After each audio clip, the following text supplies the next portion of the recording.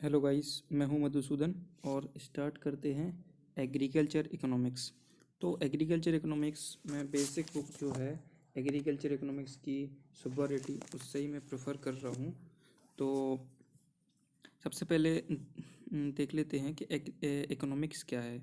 तो इकोनॉमिक्स हम कह सकते हैं, सीधी सी बात है कि जो भी लिविंग थिंग्स हैं, जैसे ह्यूमन बीइंग है, तो ह्यूमन बींग्स को अपनी जो भी वांट्स होती हैं, वांट्स, डिज़ायर और जिसको विलिंगनेस, तो इन सब चीज़ों को सेटिस्फाई करने के लिए ह्यूमन बींग्स को रिसोर्स की आवश्यकता होती है। और रिसोर्स को यूज़ करके अपनी वांट्स को सेटिस्फाई करता है, उसी को हम इकोनॉमिक्स कहते हैं। लेकिन इकोनॉमिक्स में एक चीज़ जो हमको अलग से देखनी पड़ती है कि जो यूज़ ऑफ रिसोर्स है वो लिमिटेड हो और जो सेटिस्फेक्शन हो वो मैक्सिमम हो। तो limited use of limited resources, वो रिसोर्सेस मनी हो सकती है, या फिर आप नेचुरल रिसोर्स की बात कर सकते हैं, आर्टिफिशियल रिसोर्स की बात कर सकते हैं, कोई भी रिसोर्स हो सकता है, और उससे मैक्सिमम लेवल ऑफ सेटिस्फेक्शन हो, तो वो इकोनॉमिक्स हम बोलते हैं कि उसको वो इकोनॉमिक्स होती है। वही मेनली इकोनॉमिक्स में स्टडी किया जाता है। अब बात करते हैं एग्रीकल्चर इकोनॉमिक्स। तो when we talk about specially agriculture, तो एग्रीकल्चर से हमें पता चलता है जितनी भी एक्टिविटीज़ हो रही हैं एग्रीकल्चर में, all the input for a level, certain level of output, जितनी भी इनपुट में जितनी भी एक्टिविटीज़ होती हैं, जैसे इरिगेशन हो गया, फर्टिलाइज़र हो गया, और आपका जो भी मशीनरी वर्क हो गया, उन सब का लिमिटेड यूज़ करके, limited amount of use of those resources हमको अपना आउटपुट बढ़ाना है। जैसे अभी मोदी जी का भी देख सकते हैं, प्रधानमंत्री जी, उनका भी एक एम है कि 2022 तक हमको फार्मर्स की इनकम डबल करनी है। तो वही इसमें एग्रीकल्चर इकोनॉमिक्स का बहुत ही बड़ा इम्पोर्टेंस है कि लिमिटेड अमाउंट ऑफ रिसोर्स का यूज़ करके हम अपनी जो फार्मर्स की इनकम है उसको डबल कर सकते हैं। तो इसमें आप जैसे ये फर्स्ट पेज में जो ये पैराग्राफ दिया होगा, इसमें यही लिखा है मेनली कि जैसे हमारा नेचर है, नेचर में अबंडेंट ऑफ रिसोर्स प्रेजेंट होते हैं, और उन अबंडेंट ऑफ रिसोर्स को यूज़ कौन करता है? ह्यूमन बीइंग यूज़ करता है, फिजिकल, बायोलॉजिकल और सोशल एक्टिविटीज़ को फुलफ़िल करता है। और जो भी उन रिसोर्स को यूज़ करके by the economic activities, by the economic activities, he get the he reach the he is reached over the maximum level of satisfaction। तो जैसे इसमें लिखा हुआ है कि in this process the consumer fulfil the goal of maximization of satisfaction by consuming the goods and services that can be purchased given the limited of money. अब इनने resource क्या लिया है यहाँ पे? मनी को इनने एज ए रिसोर्स ले लिया है, बिकॉज दे ये यहाँ पे एग्रीकल्चर इकोनॉमिक्स नहीं, ये कॉमन इकोनॉमिक्स की बात कर रहे हैं, इसलिए इनने यहाँ पे मनी लिया है। और जब हम भी एग्रीकल्चर की बात करेंगे तो हम कोई भी रिसोर्स एज ए रिसोर्स ले सकते हैं। फिर हम देख लेते हैं कि डिवीज़न ऑफ इकोनॉमिक्स। तो जो पहला है डिवीज़न ऑफ इकोनॉमिक्स में, इनने ट्रेडिशनल अप्रोच, जो ट्रेडिशनल अप्रोच है, उसमें इन इकोनॉमिक्स को चार टाइप से बताया था: consumption, production, exchange and distribution. तो कंजप्शन क्या होता है? कंजप्शन देख लेते हैं। कंजप्शन जैसे जो भी अपन यूज़ करते हैं, जैसे अपन कोई भी रिसोर्स का यूज़ करते हैं जब भी, तो अपन उसको कंज्यूम करते हैं और अपनी वांट को सेटिस्फाई करते हैं, तो उसको हम एक तरीके से कंजप्शन कह सकते हैं। लेकिन यहाँ पे अपन देख लेते हैं इन्होंने क्या लिखा है। Consumption means the use of wealth to satisfy innumerable, innumerable मतलब uncountable wants. It also means the destruction of utility. Means ये कह रहे हैं जो यूटिलिटी क्या होती है? अब यूटिलिटी होती है उपयोगिता। उपयोगिता मीन्स यूज़फुलनेस ऑफ एनीथिंग, जिसका भी हम यूज़ करते हैं। जैसे इनका सीधा सा मतलब ये है कि जो भी हम रिसोर्स का यूज़ करते हैं, जैसे हम सपोज दैट खाना बनाते हैं, जब भी तो हम खाना बनाने में आटे का यूज़ करते हैं, तो अपन आटे को डिस्ट्रॉय कर रहे हैं, तो उसका यूटिलिटी हो रहा है, ठीक है। तो जब भी अपन किसी चीज़ का अपन अपना वांट्स को सेटिस्फाई करते हैं और किसी भी चीज़ का डिस्ट्रक्शन करते हैं, तो उसको अपन कंजप्शन कहते हैं। और इन्होंने इधर ये कह दिया है कि destruction of utility is known as consumption. तो फिर सेकंड है व्हाट इज़ प्रोडक्शन। प्रोडक्शन क्या होता है? जैसे it is an activity that help to create utility.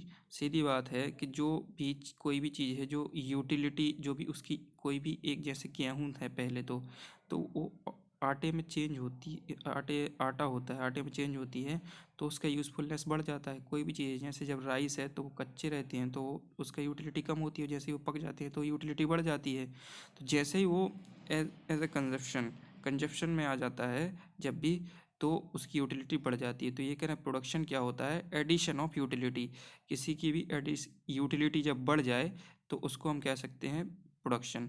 It is an activity that help to create utility. It simply means the addition of utilities, hence production is defined as the creation of utility. In the process, in the production process, input or resource are transformed into product। हाँ वही बात है, जैसे आप कोई भी agriculture ही देख लीजिए, इनपुट से जब आउटपुट होता है, जैसे इरीगेशन, सीड, वीट, फर्टिलाइजर, तो इनसे जब फाइनली अपना प्रोडक्ट निकलता है तो उसको हम प्रोडक्शन बोलते हैं, इनपुट से आउटपुट में चेंज होना। फिर एक्सचेंज क्या होता है, एक्सचेंज तो आपको पता ही है कि ट्रांसफ़र ऑफ गुड्स, जैसे एक चीज़ के बदले अपन कोई भी, जैसे अपन मार्केट में कुछ भी लेने जाते हैं तो अपन पैसे के बदले अपन को कुछ भी मिलता है, मनी तो वो हो गया एक्सचेंज। फिर डिस्ट्रीब्यूशन क्या होता है, distribution spread of product through out the market place. मतलब एक कोई भी प्रोडक्ट को मार्केट में फैलाना, जैसे कोई भी कंपनी कुछ भी लॉन्च करती है तो उसका एडवर्टाइजमेंट करती है, कोई प्रोडक्ट लॉन्च करती है उसका पूरा एडवर्टाइजमेंट होगा और बहुत सारे प्रोसेस होते हैं, एट द एंड वो पूरे में मार्केट में फैल जाती है। कोई फ़ोन होता है, जब फ़ोन लॉन्च होता है तो उसका कितना सारा एडवर्टाइजमेंट होता है, तो एडवर्टाइजमेंट होता है, उसके बाद वो फाइनली मार्केट में आता है और हर जगह, हर शॉप पे आपको मिल जाएगा, तो वो डिस्ट्रीब्यूशन हो गया, spread of product through out the market. इसके बाद है अपन देखते हैं मॉडर्न अप्रोच। तो मॉडर्न अप्रोच में इनने दो टाइप से इकोनॉमिक्स को डिवाइड कर दिया है, एक तो होता है माइक्रो इकोनॉमिक्स, एक होता है मैक्रो इकोनॉमिक्स। तो अपन सब सीधी सी बात है, माइक्रो इकोनॉमिक्स और मैक्रो इकोनॉमिक्स में अपन को डिफरेंस देखना है कि माइक्रो मैक्रो में है। तो माइक्रो सीधी बात, जब कोई छोटे लेवल पे बात होगी तो अपन माइक्रो की बात माइक्रो हो जाएगा, जब कोई भी इंडिविजुअल की बात हो जाएगी।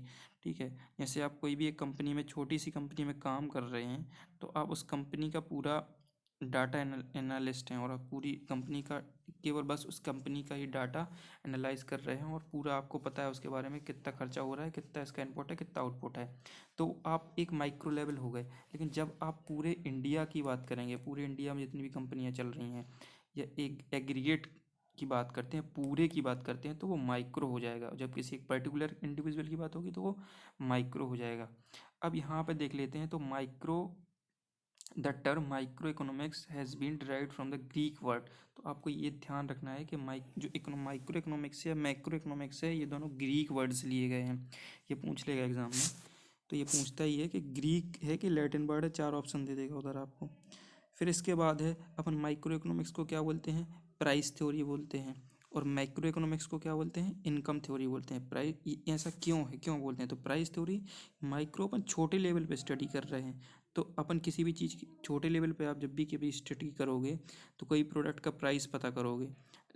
और जब भी अपन मैक्रो की बात करेंगे तो अपन इनकम की, पूरा इनकम की बात करेंगे, पूरा इनकम कितना है तुम्हारे, नेशनल इनकम कितना है, या फिर आपका पूरे इकोनॉमी का इनकम कितना हो रहा है, तो वो आप पूरे इनकम की बात करते हो और इसमें एक पर्टिकुलर प्राइस की बात करते हो। अपन किसी भी एक प्रोडक्ट के प्राइस की बात कर ली तो इसलिए उसको प्राइस थ्योरी बोलते हैं और इसको इनकम थ्योरी बोलते हैं। फिर इसमें माइक्रो इकोनॉमिक्स में आप क्या क्या स्टडी करोगे, micro economics cover the theory of consumer behaviour, theory of value product and theory of economic welfare. ये आपको याद रखना है। और जब भी मैक्रो की बात करोगे तो आप इसमें क्या क्या देखो, theory of income and unemployment, theory of money and price, banking, theory of economic growth, macro theory of distribution, general equilibrium analysis and policy formulation.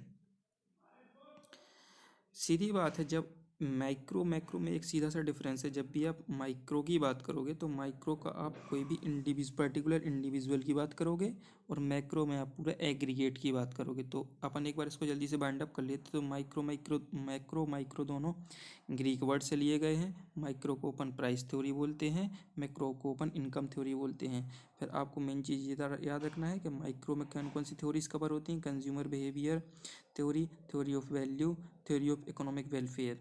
और मैक्रो में कौन कौन सी theory, income and unemployment theory, theory of money and prices, banking theory of economic growth, macro theory of distribution, general equilibrium. जो भी बड़ी बड़ी चीज़ों की एनालिसिस होगी, जैसे आप अनएम्प्लॉयमेंट रेट, एम्प्लॉयमेंट रेट, ये सब की आप स्टडी करोगे तो आप मैक्रो लेवल पे करोगे। लेकिन आप कोई भी कंज्यूमर का बिहेवियर एनालिसिस कर रहे हो, मतलब एक पर्टिकुलर इंडिविजुअल का बिहेवियर एनालिसिस कर रहे हो, तो वो सीधी बात है माइक्रो में आएगा। तो यही मेनली इनमें डिफरेंस है। फिर इसके बाद है कि डेफिनेशन ऑफ इकोनॉमिक्स। तो the word economics has been derived from the Greek word oikonomics. तो ये पूछ लेता है, आपको स्पेलिंग याद रखनी है कि यहाँ पे ग्रीक वर्ड जो है ओकियोनॉमिक का, इसका स्पेलिंग आपको याद रखना है। और ओकियोस का मीनिंग होता है हाउस होल्ड, और नॉमस का मीन्स होता है management.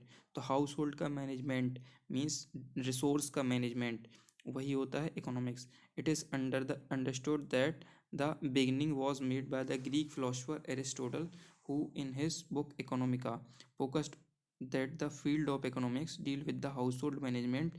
Means the economist in defining the term economics follow the several approaches and concept on which various definitions of economics are given. First, wealth, welfare, scarcity and growth.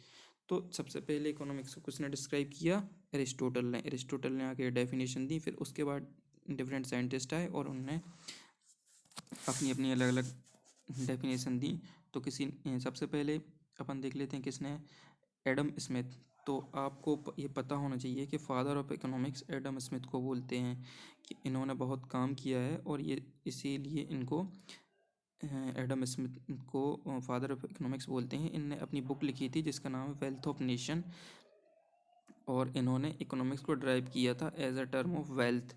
इन्होंने बोला था कि the practical science of production and distribution of wealth. इन्होंने simple सी definition दी थी जो कि आपको याद रखना है। तो डिफाइन फिर इनका आप यदि एक बार इसको गो थ्रू कर लें, फिर इसके बाद जो वेलफेयर टर्म है, वेलफेयर किसने बोला था? Alfred Marshall. वेलफेयर का मतलब होता है किसी भी चीज़ का कल्याण, या इसको हिंदी में कल्याण बोलते हैं, वेलबींग, फ्लोरिशिंग, ये सब इसके डिफरेंट नेम हैं। तो वेलफेयर को अल्फ्रेड मार्शल। फिर स्कार्सिटी जो डेफिनेशन दी, कि स्कार्सिटी होती है रिसोर्सेज की, तो वो लियोन रॉबिन्स ये साइंटिस्ट थे, इन्होंने बोला। तो इन्होंने ये स्कार्सिटी का टर्म डेफिनेशन दी। फिर है ग्रोथ किसने बोला? सैमुअलसन ने ग्रोथ। तो ये आपको चार जो साइंटिस्ट दी हमने बताया वो आपको बिल्कुल याद होना चाहिए। सबसे पहले तो आपका हो गया एडम स्मिथ। तो एडम स्मिथ तो फादर ऑफ इकोनॉमिक्स हैं। फिर उसके बाद welfare Alfred Marshall, scarcity Leon Robinson, and फिर इसके बाद लास्ट ग्रोथ सैमुअलसन। तो ये आपको बिल्कुल याद होना चाहिए। फिर इसके बाद है economics is economics a science और एन आर्ट। तो इकोनॉमिक्स को हम क्या बोल सकते हैं? इकोनॉमिक्स साइंस है और आर्ट है। तो इकोनॉमिक्स को आप एक बार सोचिए कि इकोनॉमिक्स को हम दोनों बोल सकते हैं, साइंस भी और आर्ट भी। ये इसलिए है क्योंकि अपन जब भी आप जैसे एमएससी करोगे या फिर आप आगे रिसर्च में जाओगे तो आपको डाटा का एनालिसिस करना पड़ेगा, पूरे रिकॉर्ड, एक्सपेरिमेंट, एनालिसिस, टेस्टिंग। तो इसलिए इसको साइंस भी बोलते हैं, इकोनॉमिक्स को हम एज अ साइंस भी बोलते हैं। और इसको आर्ट क्यों बोलते हैं? बिकॉज ये हमको जनरल इन्फॉर्मेशन देती है। जैसे for example to advocate how to maximise the profit of a firm given the resource constant given a problem, the field of economics guide us to solve the same. Thus the field of economics has attribute to science and economics. तो ये हमें कोई भी problem आ जाती है जैसे economics में, तो उसका हमको सोल्यूशन देती है, अपन को रास्ता दिखाती है, इसलिए इसको आर्ट भी बोलते हैं। फिर economics as a social science, economics को सोशल साइंस ही बोलते हैं, ये आप एक बार पढ़ सकते हैं, इससे जस्ट गो थ्रू कर लीजिए। फिर इकोनॉमिक्स को अपन, ये बहुत इंपॉर्टेंट है और इससे क्वेश्चन आता ही है कि इकोनॉमिक्स को पॉजिटिव साइंस बोलते हैं, नॉर्मेटिव साइंस बोलते हैं। तो हमें ये देखना बहुत ज़रूरी है कि पॉजिटिव और नॉर्मेटिव में डिफरेंस क्या है, ये आपको। हाँ, तो यहाँ से हम पहले समझ लेते हैं पॉजिटिव और नॉर्मेटिव में डिफरेंस क्या है। तो नॉर्मेटिव साइंस क्या होता है? नॉर्मेटिव का मतलब होता है क्या होना चाहिए या क्या सही है या क्या गलत है, सीधी बात है। नॉर्मेटिव का मतलब होता है कि ज्ञान देना, कि ये हो सकता है, वो हो सकता है, ऐसा हो जाएगा, वैसा हो जाएगा, ये। और पॉजिटिव साइंस का बात होता है जब हम बिल्कुल कोई भी यहाँ वहाँ की बात ज्ञान नहीं देंगे, फैक्ट जो हैं, जो हमने हिस्ट्री स्टडी किया हुआ है या जो फैक्ट हैं उन पर ही बात करेंगे कि ये होगा, ऐसा होगा, सीधी बात बिल्कुल फालतू। अब जैसे नॉर्मेटिव में क्या होता है, प्रिस्क्रिप्शन, जैसे प्रिस्क्रिप्शन क्या है, डॉक्टर के पास जाते हैं तो वो लिख के देता है कि आपको ये अपना जो डॉक्टर पर्चा बनाता है तो उस पर प्रिस्क्रिप्शन लिख के देता है ना आपको कि ये आपको डिसीज़ और ये आपको दवाइयाँ मेडिसिन्स लेनी है। और वहीं पर डिस्क्रिप्टिव क्या होता है, डिस्क्रिप्टिव ये होता है कि आपको बिल्कुल वो बता देगा कि एग्जैक्ट कि ये चीज़ है और ऐसा ऐसा होना चाहिए डिस्क्रिप्टिव तरीके से। फिर नॉर्मेटिव प्रिस्क्रिप्टिव हो गया और आपका पॉजिटिव क्या हो गया, डिस्क्रिप्टिव हो गया। फिर व्हाट शुड बी और व्हाट आउट टू बी, ये नॉर्मेटिव में है। ये बिल्कुल याद रखना है कि नॉर्मेटिव में व्हाट शुड बी ये हो सकता है, ये वैसा हो सकता है, आउट टू बी ये होगा। और पॉजिटिव में क्या है, it deals with what is, कि हमको ये जो फैक्ट है इस पर केवल बात करनी है। फिर होता है it aims to stabilise the ideals और it aims to describe explain and economic activities. ये केवल जो अपने ये आपको आइडियलाइज करता है और ये एक्सप्लेन करता है इकोनॉमिक एक्टिविटीज़ को। फिर ये क्या है, गिफ्ट सजेशन, ये आपको सजेशन देगा, इसमें कोई सजेशन फजेशन नहीं मिलेगा आपको। ये डायरेक्ट यदि उसको पता होगा तो वो बोल देगा कि हाँ भाई ये ऐसा है, फैक्ट के बेस पे बात होगी, इसमें कोई सजेशन वजेशन नहीं देता। ये value judgement are given not given, welfare motive are there not there. इसमें यदि काम की बात करोगे आप तो वो मानेगा, और यदि काम की बात नहीं हो रही है कहीं तो बिल्कुल नहीं मानेगा, वेलफेयर की बात नहीं होगी। Based on value of assumption based on fact, सीधी बात है ये। इसमें अजम्पशन लगाओ कि भाई ऐसा होगा तो वैसा हो जाएगा। जैसे आप कभी भी प्लानिंग करते हो कोई भी जैसे ग्रेजुएशन में होते तो हम लोग भी प्लानिंग करते हैं कि भाई हम ये कंपनी खोलेंगे, फिर इससे ये हो जाएगा वैसा हो जाएगा, फलाना ढिमकाना, और दुनिया भर के अजम्पशन लगा लेते हैं। लेकिन ऐसा कुछ होता नहीं है रियल में। यदि आप उस पर काम ना करें तो काम करें तो बिल्कुल एवरीथिंग इज़ पॉसिबल। और बेस्ट, और वहीं पे यदि फैक्ट की बात करें तो आप जैसे कोई भी चीज़ की प्लानिंग करते हैं जब, तो आप देख लेते हैं कि यार ऐसा ये वो, एक कोई भी एक सीनियर की बात कर लेते हैं, कोई भी टीचर की बात कर लेते हैं, या कोई भी फॉर एग्जांपल कि ये इसने ऐसा किया था, इतना स्टार्टअप किया यार और ऐसा हो गया उसका, बिल्कुल एग्जांपल देके, तो वो फैक्ट की बात हो गई। वहाँ पे यहाँ वहाँ की अजम्पशन नहीं लगा रहे हो। तो इसमें होता है no cause and effect relationship, इसमें होता है cause and effect relationship based. तो ये आपको बेसिक डिफरेंस हैं जो पॉजिटिव और नॉर्मेटिव में बिल्कुल याद रखने हैं। कि पॉजिटिव में आप इधर देख लेते हैं, पॉजिटिव सीधी बात है कि ये क्या है, नॉर्मल पूछा जाता है, और नॉर्मेटिव में क्या है वो भी आपको मैंने पूरा बता दिया है। तो अब आप आपसे इस पर क्वेश्चन भी पूछ लेते हैं कि भाई नॉर्मेटिव, तो सीधी बात है, जहाँ भी आपको क्वेश्चन में देखे कि what should be and what ought to be की बात हो रही है, तो आप नॉर्मेटिव को आपको चूज़ करना है, और जहाँ भी फैक्ट बेस्ड बात होगी वहाँ पे आपको पॉजिटिव साइंस को यूज़ करना है। फिर है कि मेथड ऑफ इकोनॉमिक इन्वेस्टिगेशन। तो इसमें दो टाइप की मेथड होती हैं, एक तो डिडक्टिव मेथड होती है और एक होती है इंडक्टिव मेथड। तो आपको सीधा से याद रखना है डिडक्टिव मेथड क्या होती है, इंडक्टिव मेथड क्या होती है। तो डिडक्टिव मेथड में क्या होता है कि आपको सबसे सबसे पहले क्या होता है, जैसे आप जब छोटे थे तो आपको याद होगा कि आपको जब स्कूल में जाते थे तो आपको पहले कोई भी एग्ज़ाम्पल करवाते थे, एग्ज़ाम्पल देते थे, और उसके बाद आपको फिर उसके बाद फार्मूला बताते थे।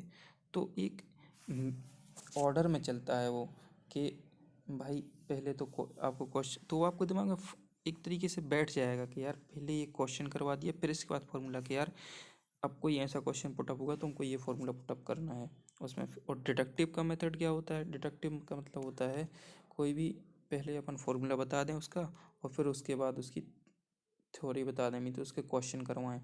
तो सीधी बात है, इंडक्टिव और डिडक्टिव में यही डिफरेंस है मेनली। कि इंडक्टिव का मतलब होता है कि this method is to move from specific example to generalisation, और डिडक्टिव का मतलब होता है this method is move from generalisation to specific example. तो यही इसमें मेनली डिफरेंस है।